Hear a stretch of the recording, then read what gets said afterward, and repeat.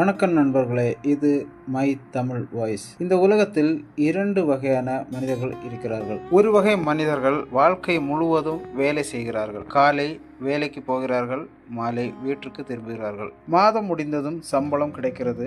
ஆனால் ஒரு விஷயம் மட்டும் மாறுவதில்லை, பணம். எவ்வளவு சம்பளம் வந்தாலும் அது போதவில்லை என்றுதான் தோன்றும். மற்றொரு வகை மனிதர்கள் இருக்கிறார்கள். அவர்கள் வாழ்க்கை முழுவதும் வேலை செய்யவில்லை, ஆனால் பணம் அவர்களுக்காக வேலை செய்கிறது. இந்த இரண்டு வாழ்க்கைகளுக்கும் இடையில் என்ன வித்தியாசம்? அது கல்வி அல்ல, அதிர்ஷ்டம் அல்ல, அது ஒரு சிந்தனை. அந்த சிந்தனையை உலகம் முழுவதும் கோடிக்கணக்கான மக்களுக்கு கற்றுக் கொடுத்த புத்தகம் தான் ரிச் டேட் புவர் டேட். இந்த புத்தகத்தை எழுதியவர் ராபர்ட் கியோசாகி. இந்த புத்தகம் 1997 வெளியானது. அதற்கு பிறகு உலகம் முழுவதும் மில்லியன் கணக்கான பிரதிகள் விற்றுள்ளது. இந்த புத்தகம் பலரின் வாழ்க்கையை மாற்றியது. இந்த புத்தகத்தை நாம் ஒரு வீடியோவில் மட்டும் பார்க்க போவதில்லை. இந்த புத்தகத்தை 5 பகுதிகளாக பார்க்க போகிறோம். இன்றைய வீடியோவில் நாம் பார்க்க போவது ஏழை தந்தை மற்றும் பணக்கார தந்தை சிந்தனையில் என்ன வித்தியாசம். இரண்டு தந்தைகள். ராபர்ட் கியோசாகி சிறு வயதில் 2 தந்தைகளை பார்த்து வளர்ந்தார். முதல் தந்தை அவருடைய உண்மையான தந்தை. அவர் மிகவும் கல்வி கற்றவர், PhD பட்டம் பெற்றவர். அவர் ஒரு ஆசிரியர். அவர் வாழ்க்கை முழுவதும் நல்ல வேலை செய்தார். ஆனால் வாழ்க்கையில் ஒரு பெரிய பிரச்சனை இருந்தது, பணம். எவ்வளவு சம்பளம் வந்தாலும் அது போதவில்லை. ராபர்ட் அவரை புவர் டேட் என்று அழைத்தார். இரண்டாவது தந்தை அவருடைய நண்பரின் தந்தை. அவர் பள்ளியில் அதிகமாக படிக்கவில்லை, ஆனால் பிசினஸ் ஆரம்பித்தார். சில வருடங்களில் அவர் மிகவும் பணக்காரரானார். ராபர்ட் அவரை ரிச் டேட் என்று அழைத்தார். இந்த இரண்டு மனிதர்களின் சிந்தனை தான் இந்த புத்தகத்தின் முக்கிய கருத்து. இதுக்கு எடுத்துக்காட்டான ஒரு சின்ன கதை பார்ப்போமா? ஒரு கிராமத்துல 2 நண்பர்கள் இருந்தார்கள். இருவரும் ஒரே பள்ளியில் படித்தவர்கள், இருவரும் ஒரே குடும்ப நிலைமையில் இருந்தவர்கள். ஒரு நாள் அவர்கள் வேலை தேடி நகரத்திற்கு சென்றார்கள். முதல் நண்பன் ஒரு நிறுவனத்தில் வேலைக்கு சேர்ந்தார். அவன் நினைத்தான் நல்ல சம்பளம் கிடைத்தால் வாழ்க்கை சரியாகும். இரண்டாவது நண்பன் ஒரு சிறிய டீ ஷாப் ஆரம்பித்தான். முதல் சில வருடங்கள்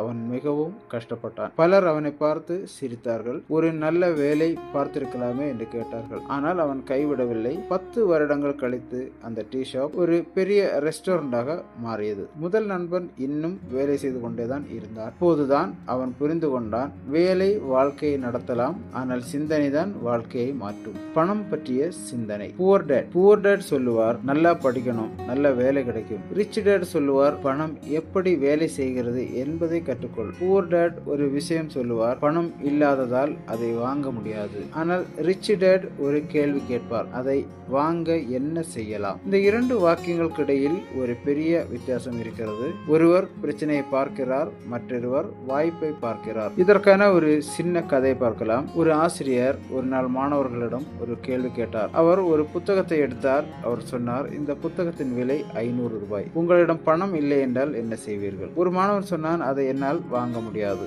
மற்றொரு மாணவன் சொன்னான், நான் வேலை செய்து பணம் சம்பாதித்து அதை வாங்குவேன். மூன்றாவது மாணவன் சொன்னான், நான் நண்பர்களுடன் சேர்ந்து வாங்கி படிப்பேன். ஆசிரியர் சிரித்தார். அவர் சொன்னார், பணம் இல்லாதது பிரச்சனை இல்லை, சிந்தனை இல்லாததுதான் பிரச்சனை. பணத்திற்காக வேலை செய்வது மற்றும் பணம் வேலை செய்வது. பெரும்பாலான மக்கள் வாழ்க்கை முழுவதும் பணத்திற்காக வேலை செய்கிறார்கள். காலை எழுந்து வேலைக்கு போகிறார்கள், மாலை வீட்டிற்கு திரும்புகிறார்கள். மாதம் முடிந்ததும் சம்பளம். அந்த மாதம் அந்த சம்பளம், வீடு, EMI, செலவுகள் அப்படியெல்லாம் போய்விடுகிறது. அடுத்த மாதம் மீண்டும் அதே வாழ்க்கை. ஆனால் பணக்காரர்கள் ஒரு விஷயம் கற்றுக்கொள்கிறார்கள், பணம் அவர்களுக்காக வேலை செய்ய வேண்டும். அதற்கு அவர்கள் உருவாக்குவது பிசினஸ், இன்வெஸ்ட்மெண்ட், அசெட்ஸ். ஒரு எடுத்துக்காட்டாக ஒரு சின்ன கதை பார்க்கலாம். ஒரு நகரத்தில் 2 நண்பர்கள் இருந்தார்கள். முதல் நண்பன் ஒரு நல்ல வேலை செய்தான். அவன் தினமும் 8 மணி நேரம் வேலை செய்வான். இரண்டாவது நண்பன் ஒரு ஆன்லைன் பிசினஸ் ஆரம்பித்தான். முதல் சில வருடங்கள் அவன் மிகவும் கஷ்டப்பட்டான். ஆனால் சில வருடங்கள் கழித்து